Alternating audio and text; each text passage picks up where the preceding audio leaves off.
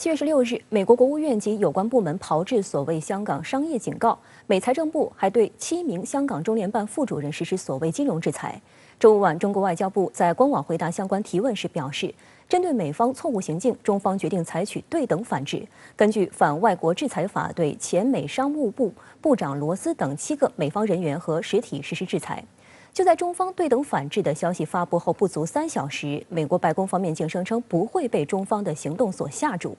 人民日报发文揭露，美方是混淆视听，生生把主动挑衅者装扮成被动受害者，并指出，若有人选择进犯，我们定将坚决反制，奉陪到底。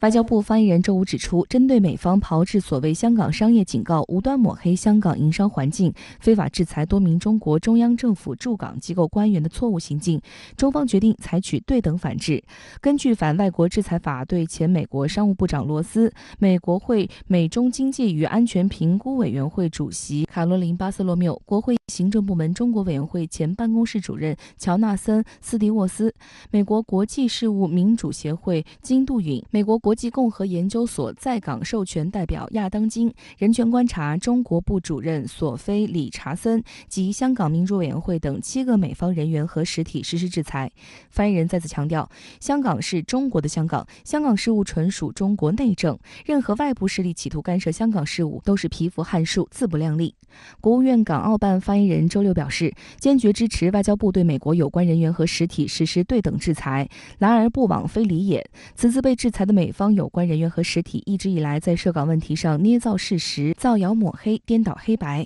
推动出台干预香港事务的法案和行政举措，损害中国国家利益。按照全国人大常委会最近通过的反外国制裁法，他们必须受到应有的惩罚，必须让他们长点记性。任何挥舞制裁大棒的霸凌行径都必将受到重重的回击。实际上，对于中方出手对等反制，美方并不陌生。长期以来，依照长臂管辖，美方蛮横无理制裁中方人员和企业到了无以复加的地步。去年8月，美国国务院和财政部就以所谓破坏香港自治为由，宣布制裁11名中国中央政府部门和香港特区官员。随后，中方决定对在涉港问题上表现恶劣的卢比奥、克鲁兹、霍利、科顿等11名美方人士实施制裁。此次，中方再次对等还击，与我方7月16号被美制裁的7人对应，再次打到美方痛处。事实表明，中方说到做到，绝不虚言。环球时报周六发表社评指，中方的这一反制来得毫无悬念，他再次表明，美方的任何对华制裁都会招致中方的坚决报复，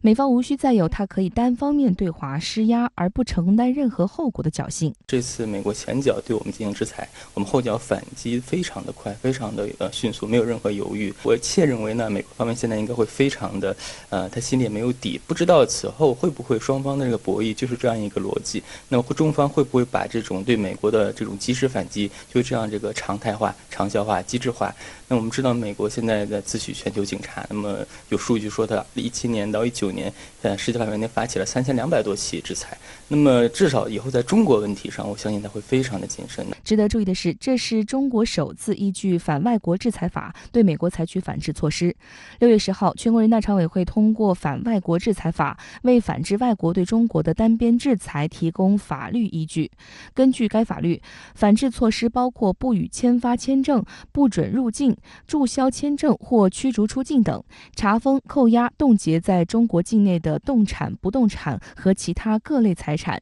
禁止或限制中国境内组织、个人与其进行有关交易、合作等。商务部原副部长、中国国际经济交流中心副理事长魏建国发文指出，中国制定反外国制裁法，美方反华人士以为中方顶多说说而已，美方挑衅者可以毫发无损，这完全错了。当下的中国正在推进全面依法治国，应用法治思维、法治方式处置国际关系，正是题中应有之义。深圳卫视注意到，在反外国制裁法出台前，中国外交部在今年1月就曾宣布，决定对在涉华问题上严重侵犯中国主权、负有主要责任的28名美方人员实施制裁，其中包括特朗普政府中的蓬佩奥、纳瓦罗、奥布莱恩、史达伟、波廷杰、阿扎、克拉奇、克拉夫特以及博尔顿·班农等。这些人及其家属被禁止入境中国内地和香港、澳门，他们及其关联企业机构也已经被限制与中国打交道、做生意。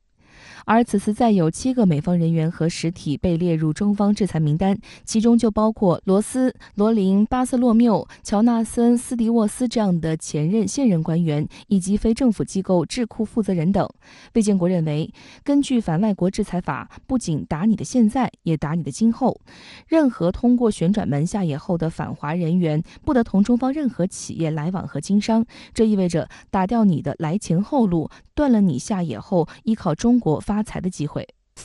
这个外国制裁法上个月人大刚刚通过，那么其实美国方面非常明白，法律制定出来是一定要使用，那么只是说可能美国没有想到，那么仅仅1个月时间这么快就直接投用，那么我们针对他们实施一种精确的指导打击，那么这个也是希望能够给其他的这个相关的群体的组织，那么能够有一些提醒和警示，就是以往他们可能会在涉华问题上非常的肆无忌惮，非常猖獗，那么此后呢，他们就要意识到他们是可能会成为被打击的对象，那么这种制裁绝对不是没有成本、没有代价的。就在中国外交部周五晚发布相关对等反制消息后，不到3小时，美国白宫发言人普萨基就公开声称，所谓不会被中国的制裁行动吓住，而是会继续全力执行对华的所有制裁。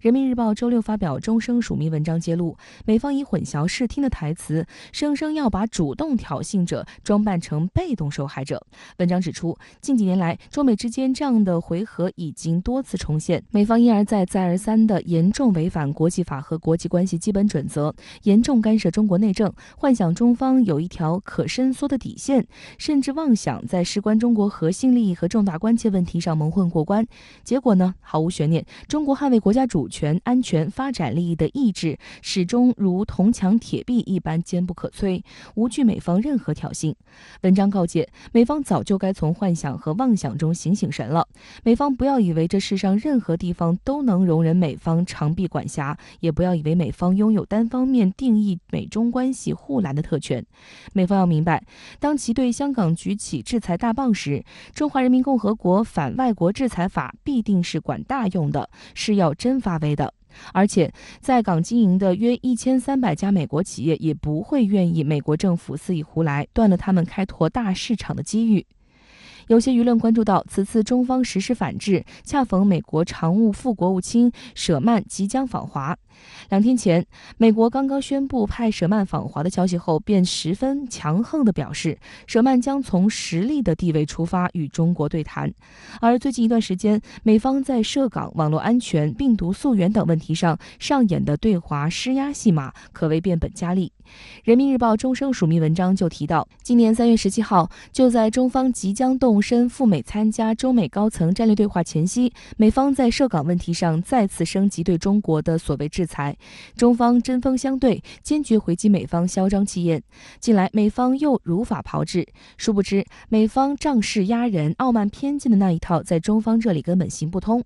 过去如此，现在如此，未来也如此。文章指，中方绝不屈服于霸权主义、强权政治。为解决双边关系存在的问题，我们可以敞开大门深入谈，但若有人选择进犯，我们定将坚决反制，奉陪到底。这就是中国态度，说到做到，勿谓言之不预。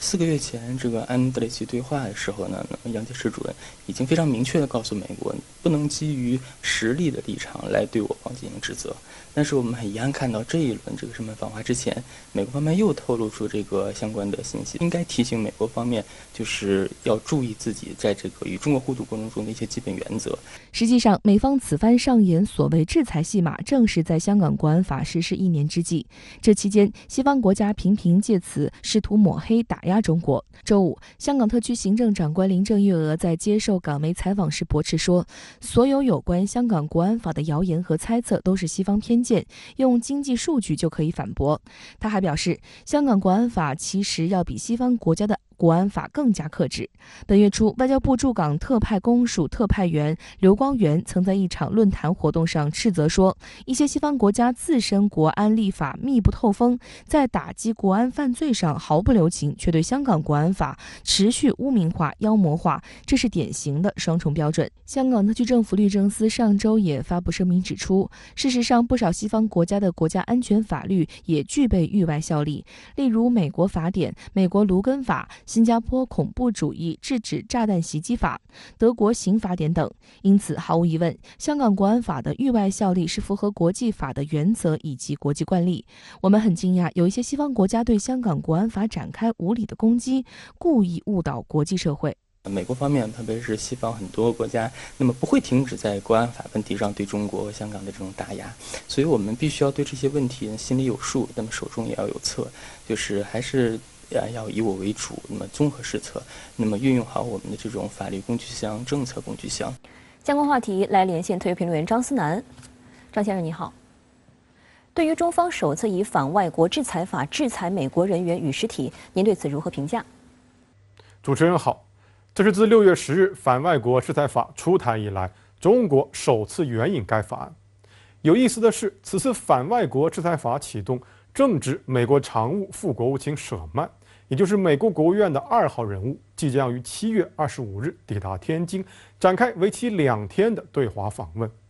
这是自拜登执政以来，美方访问中国的最高级别官员，也是自3月中美安克雷奇对话以来，两国高层级官员再次会面。而舍曼的中国之行尚未开始，中美之间已经开始了激烈的外交对弈。与其说是中国给舍曼一个下马威，不如说是美国方面自讨没趣。7月16日，美国政府宣布制裁香港中联办7名副主任，这才引出了7月23日中方宣布采取对等反制，启动反外国制裁法。而中方此举也向即将到来的舍曼和其背后的拜登政府传达了2点明确信息。第一，香港是中国的核心利益，正如香港中联办在7月17日的声明中所言，任何插手干预香港事务、遏制中国发展的企图都注定会失败。对美方的肆意妄为，中国人民必将给予迎头痛击。这绝非只是某种空洞的外交辞令，中国捍卫自身主权安全与发展利益的决心和意志，是以不容置疑的硬实力作为支撑的。第二，中美互动是有底线和红线的。王毅7月3日在接受深圳卫视采访时讲到，我们当然希望恢复对话，但要看美国有没有诚意。如果美国没有表现出应有的诚意，中国虽然呼吁合作，但也不会刻意回避竞争。如果美国跨过了中国人的底线，那这是红线，中国更会毫不犹豫地予以反制。自改革开放以来，中国一直在努力与国际社会接轨。那时，欧美对我们宣扬的逻辑是，只要我们遵守他们制定的游戏规则，他们就会承认我们的发展成就。哪怕最后我们赢得了这场游戏，他们也会尊重这个结果。但自特朗普时代以来，美国以让我们震惊的无耻嘴脸明确表示，这场游戏有且只有一个规则，那就是只能他们一直赢下去。如果不能保障这一点，他们不惜指责我们作弊，对我们进行各种各样的制裁。我们忍让过，解释过，努力求同存异，但最后换来的依然是欧美国家的傲慢与偏见。这一切给我们的启示是，唯有以制裁对制裁，以体系化的制裁震慑制裁，以法律化的制裁防御制裁，才能让西方世界以他们能够理解的方式明白，中国不会任由他们摆布。所以，如果舍曼真如美国国务院所说的那般，此次来访是为了向中国展现和证明什么是负责且健康的竞争，是为了表明中美关系需要某种护栏，以使竞争不会成为冲突，那美方首先要做的就是放弃那些幼稚而无意义的威胁。毕竟我们中国人讲究，朋友来了有好酒，而豺狼来了，迎接他们的自然将是猎枪。好的，谢谢张先生在线与我们分享您的观点。谢谢。再来关注香港方面的消息，香港特区政府即将启动区议员宣誓仪式。据传媒引述最新消息称，港府下周内将向约66位区议员发出 DQ 信。分析指出，山豹派区议员屡屡用政治捆绑民生，借助区议会搭台唱戏，为自己捞取利益。如今取消区议员资格，甚至追究法律责任，可以用清除毒瘤、破而后立来形容。据悉 ，DQ 信中会列明有关区议员根据修订区议会条例第574章第24条2AB 而丧失资格，也会列明区议员曾触犯负面清单的行为，以及将由何时开始追讨薪金。北京航空航天大学“一国两制”法律研究中心执行主任田飞龙对深圳卫视表示，这是因为公职人员条例的修订在今年5月份才完成，港府以5月划线是考虑到了法不溯及既往的法治原则，即对之前的有关行为及结果采取法律上的宽宥的态度，这更体现了香港的法治原则。港府整体上采取一个减辣的这样一种问责的这个政策呢，我觉得是在往适当缓和化、精准化以及这个法治化方向去走，使得他的这个决定呢更能够使人心服口服，也更能够为民众所理解和接受。香港特区政府周五刊宪宣布，区议会6亿席悬空，其中屯门复兴选区民选议员李家伟自3月16号起连续缺席屯门区议会所有会议，也没有在丧失资格期限完结前取得屯门区议会同意。根据区议会条例，李家伟在7月17号丧失议员资格，其一席当日起悬空。另有5个选区的民选议员请辞，其一席也相继悬空。有港媒消息指，身为蓝草派的李家伟已经跑路。事实上，因自知可能违反国安法而心虚跑路的蓝草派议员不在少数。早前辞职的屯门区议员曾发起非法游行的邬坤泰就被传出上星期已经抵达英国。他在接受英国电讯报访问时说，担心自己会被起诉违反香港国安法而遭拘捕或被禁止离境。部分议员自知触犯负面清单而选择辞职，未辞职的蓝草派也有不少触犯法律。相信政府 DQ 的决定以香港整体利益考虑，希望政府尽快做出安排。据悉，特区政府将会给予被 DQ 区议员3天时间申诉解释，当局处理完有关66名区议员的情况后，再向余下合资格区议员发信邀请他们参与宣誓仪式，预计8月初发宣誓信。随着港府加强对区议员以及区议会的这个依法的规管，那么区议会从2019年底改选以来所造成的这个黑暴化、民粹化以及激进化的乱象，有望得到制度上的遏制。聂德权在节目中强调，公务员队伍人员不论任何岗位都需支持特区政府施政。对于全国政协副主席、国务院港澳办主任夏宝龙提到，治港者要勇于维护国家安全，与反中乱港及外部势力展开斗争。聂德权强调，公务员队伍是特区政府骨干，每名公务员都有相关责任，其中高级公务员需要负上的责任更大，在岗位上需要支持政府施政，落实有关政策。不同单位都需要有意识，防范危害国家安全的情况出现，以真正保障国家安全。此前，香港公务员事务局已先后在2020年10月以及2021年1月引入安排，要求新聘公务员及现职公务员宣誓或签署声明，拥护基本法，效忠香港特区，尽忠职守和对香港特区政府负责。对于受聘或任命担任较高职位的公务员，必须宣誓。据悉，香港特区政府建议设立公务员学院，并增设公务员学院院长一职，在学院成立初期便可加强领导，为学院进一步规划和发展定下方向，以及推动学院发展和推行各项有关公务员培训的计划。香港的公务员不能仅仅熟悉基本法或本地法律、本地事务，他还要对宪法，然后对国家安全法、对国家的战略跟体制，有充分的这个了解跟理解，应当增加这方面的这个培训课程跟这个演练课程。包括之前港府提出的香港公务员内地交流的计划，也可以跟公务员这个学院的这个有关的这个培养结合起来、挂钩起来。继美国国务院主管政治事务的常务副国务卿舍曼于上周日开始展开亚洲访问行程后，美国防部长奥斯汀也于周五开启了就任以来的首次东南亚之行，访问新加坡、越南和菲律宾3国。外界关注，为何奥斯汀的东南亚首访没有选择前往美国的军事缔约盟国泰国，却包括越南？这样的安排背后有何用意？来看报道。周五，舍曼同韩国外交部第一次官崔中建举行第9次韩美副外长战略对话，双方就韩美同盟、地区和全球合作、半岛问题等进行了深入讨论。会后，舍曼表示，韩美已向朝鲜提议对话，并正在等待回应，期待对朝关系能朝着可信、可预测和具有建设性的方向发展。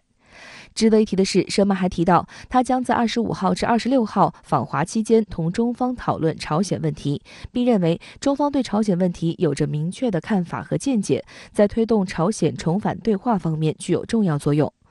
外界注意到，美国军政高层近期组团访问亚洲各国。除舍曼外，国防部长奥斯汀周五也借道阿拉斯加，首次前往新加坡、越南和菲律宾等东南亚3国。国务卿布林肯则将于下周访问印度和科威特。按照五角大楼的说法，奥斯汀此访是为了巩固美国与这些国家的防务关系，展示美国新政府对东南亚和东盟作为印太架构重要组成部分的重视。有观察人士指出，奥斯汀选择这3个东南亚国家进行访问，背后充满精心算计。奥斯汀此访首站新加坡，凭借他在东南亚关键的地理位置以及其作为多边外交的重镇，一度被美国认为是最重要的地区安全伙伴之一。尽管它并非正式条约盟国，2002年起，每年5、6月份在新加坡举行的香格里拉对话会也一直是美国防长阐述亚洲政策的重要场合。奥斯汀原计划上个月在相会闪亮登场，不料由于新一轮疫情的来袭，主办方英国国际战略研究所只能宣布取消会议。不过，会方还是为奥斯汀补上了美国防长在新加坡演讲的立牌菜。下周二，奥斯汀将在新加坡富利敦饭店登上英国国际战略研究所主办的另一场活动，并发表演讲。他在推特上迫不及待地发布了预告，但外界对此显然期待值不高。有网友就留言，奥斯汀将继续兜售拜登政府关于印太战略的陈词滥调，阐述美国作为盟友多么可靠，并撺掇地区国家共抗中国。对于行程中的菲律宾，日本外交学者杂志指出，奥斯汀精心挑选在南海问题上曾与中国有过分歧的菲律宾进行访问，正是希望通过修复与菲律宾的关系，以服务于对抗中国这个外交优先事项。尽管这是一场艰难的推销，但美菲双方预计会在访问部队协议上取得一些进展。访问部队协议由菲律宾与美国在1998年签署，是双方重要的军事协议之一，规定了美方军人、军事相关人员以及军事装备进入菲律宾的条件、活动范围以及可获得的便利等内容。换言之，在美军于菲律宾没有固定军事基地的情况下，访问部队协议为美国军队进入菲律宾提供了法律支撑。2020年初，菲律宾总统杜特尔特决定终止这一协议，但以3次推迟执行，至今仍未终止。分析指，有意在2022年参选副总统的杜特尔特不排除在协议问题上做出妥协，以换取军方支持。菲律宾防长洛伦扎纳曾表示，协议不会改变，但会增加一些附带协议。这一言论对于一直极力劝说马尼拉不要废除协议的拜登政府来说，是菲方调门放软的信号。就在1个月前，美国务院还批准了对菲出售26亿美元军备，抓紧时机向马尼拉示好。因为一旦保住了访问部队协议，就意味着美军能够合法留在菲律宾的军事基地上，以备不时之需。这几个国家都是对于美国未来在东南亚地区的地缘政治部署有重要意义的国家。比如说菲律宾，他们的外交倾向其实是关乎到中美在南海地区的地缘实力的消长，而新加坡当然是远东第一交通要道啊。那在这样的情况之下，奥斯汀访问这几个国家，有可能是为了为未来的美国地缘政治部署夯实一个更加坚定的基础。除新加坡和菲律宾之外，奥斯汀东南亚之行的目的地还包括越南。这一安排刚出炉就引发外界高度关注。香港南华早报援引美国智库学者的话称，越南近年来成为美国对华竞争中一支可以联合的力量。实际上，美国拉拢越南早有迹象。奥巴马执政时期就在其首访越南期间宣布解除对越南长达32年的武器禁运，随后美国开始卖给越南巡逻舰和无人机等。特朗普执政时期，美国航母重返越南停靠岘港，是自1975年越战结束以来，美国航母首次出现在越南港口。此次奥斯汀出访越南之前，也早早串通美媒炒作所谓河内对北京越来越警惕，越南和美国的合作机会越来越多。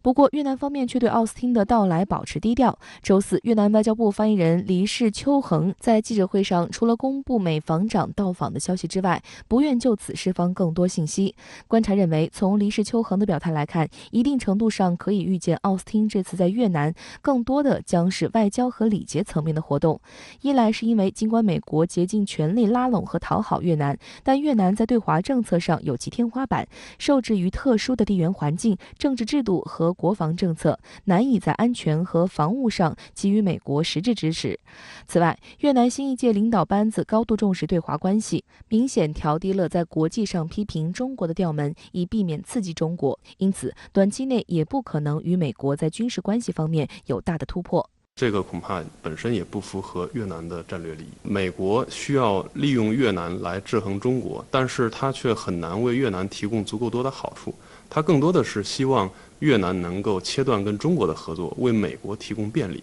那如果只是这样要求越南单方面的付出，这个肯定是不可持续的。越南本身的体量过小，它不足以成为一个单独从一个方面牵制中国的战略性力量。东盟也不会允许越南这样做。尽管美方不断为奥斯汀首访东南亚进行预热，不过外界普遍认为访问收效不会太大，毕竟拜登政府是说一套做一套的老手。自1月份上台以来，拜登多次高喊要修复和东南亚国家的关系，但直到就任半年多后，才派出奥斯汀这样一位重要阁僚出访。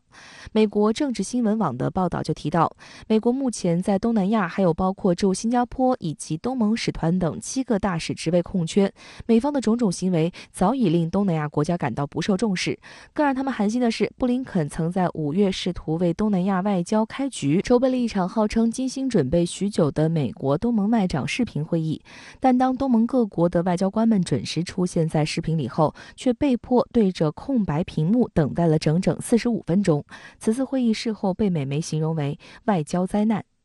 相关话题来连线特约评论员刘和平。刘先生您好。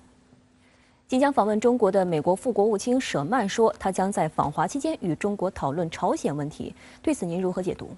拜登政府并不急于在第一个任期内解决朝核问题，更不会急于依赖中国去解决朝核问题。根据4月28号拜登本人公布的对朝政策方针，他的对朝新政策的真正目的，其实是要维持当前朝鲜半岛的现状，无限期搁置半岛无核化问题，留待将来再去解决。拜登政府之所以这样做，又是因为他们已经深刻地认识到了朝核问题或者说是半岛问题，在相当长的一段时间内都将会是一个难解的局。因为第一，朝核问题归根到底是因为美朝之间的意识形态和价值观念冲突所导致的，而意识形态与价值观念冲突本身就是很难调和的。第二，朝核问题归根到底是由朝美之间的冷战对抗所导致的，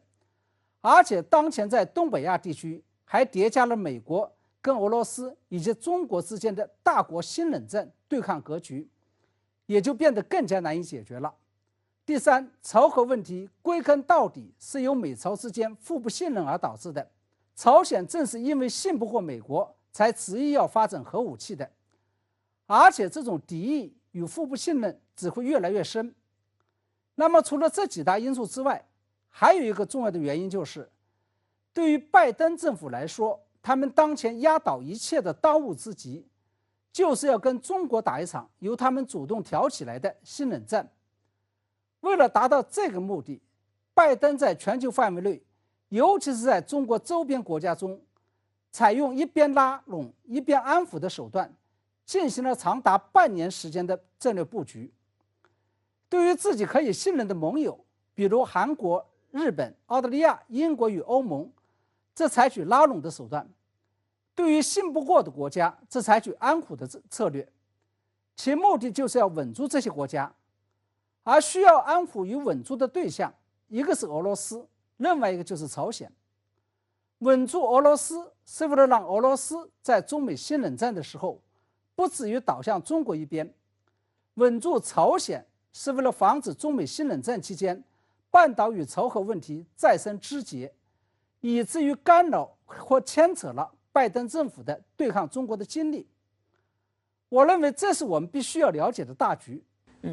既然不想解决朝鲜与朝核问题，那即将访问中国的舍曼为什么还要表态说，在促进朝鲜重返谈判桌以及解决朝核问题上，中方的角色至关重要呢？我认为舍曼的这个表态有3重目的。第一重目的是为了安抚住自己的盟友韩国。我们知道，在解决朝核问题上，现在已经是皇上不急太监急，拜登政府摆出的是一副慢悠悠的态度，而文在寅政府这是如同热锅上的蚂蚁。因为朝核问题不仅事关韩国的切身利益与国家安全，而且马上面临大选的韩国执政党必须要在解决朝核问题上拿出政绩来。第二是为了安抚住朝鲜，因为自从金正恩与特朗普最后一次见面之后，美朝会谈就已经彻底被搁置下来了。朝鲜方面正在失去耐心，不排除接下来他们有可能会试射新的中长程导弹。那么在这种情况下，拜登政府必须要让朝鲜看到希望，而向朝鲜发出对话邀请，以及舍曼承诺会跟朝鲜建立一种可信赖、可预测和具有建设性的关系，就是为了稳住朝鲜方面的情绪。